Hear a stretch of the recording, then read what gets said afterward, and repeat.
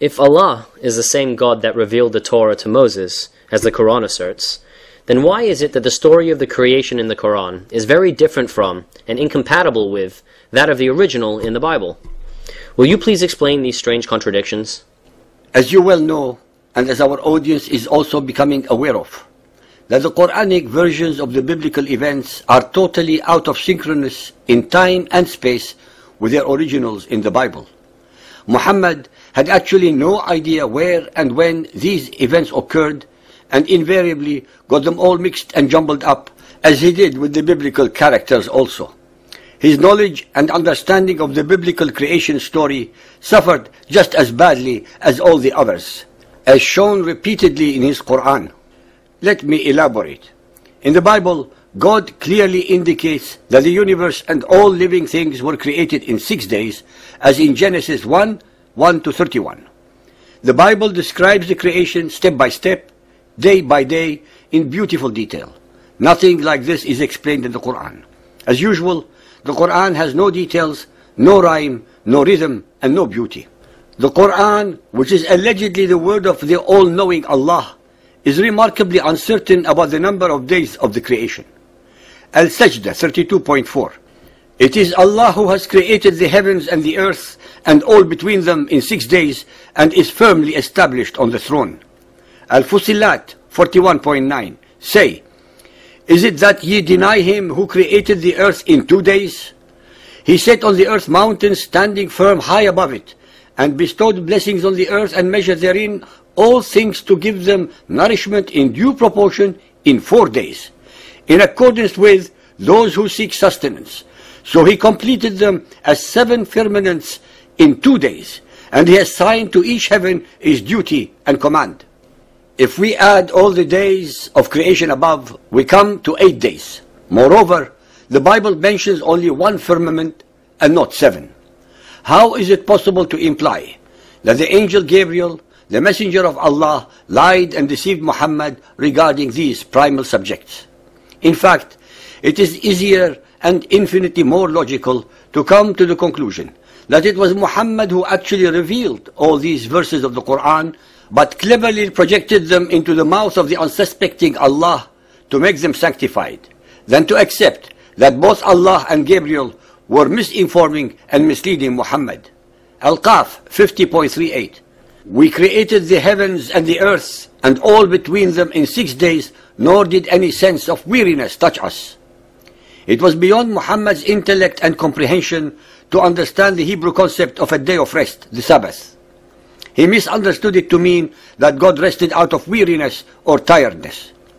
He did not comprehend that the God of Israel finished all his creation in 6 days and had nothing further to create on the 7th. That is, he ceased the process of creating. It was the God of Israel and not Allah who mandated upon his followers, the Israelites, that on the 7th day, the Sabbath, they must all stop their usual daily labor and sweat to earn their living during the first 6 days of the week.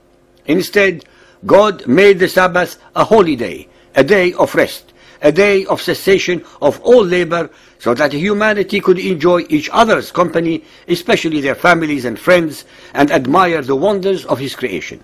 Moreover, this day of rest was not and is not exclusive to the Israelites only, but was and is also a day of rest.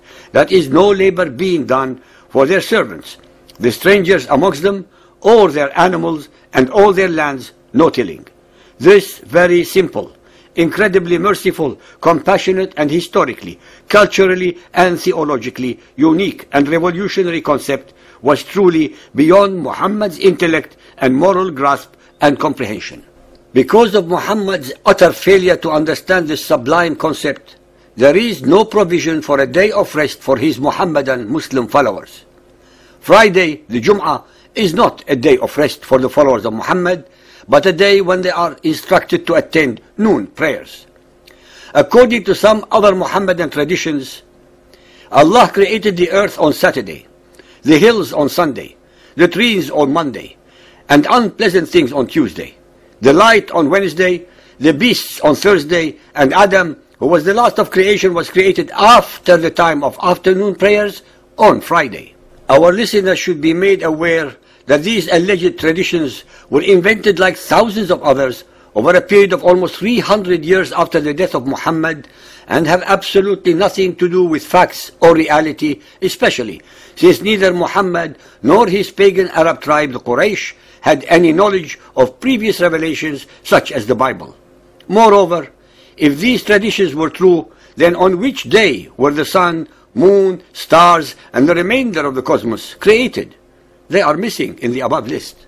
Also, how could Adam have been created on Friday, after the time of afternoon prayers, when in reality there could have been no people to pray and no mosque to pray in?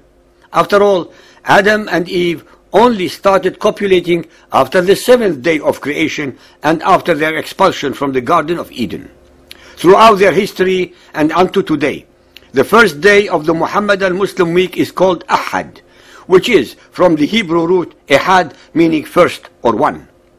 So how could have Allah started his creation on Saturday, the Sabbath, which was the last day and not the first, the day that he ordained as a day of cessation of creation, even according to the Quran itself?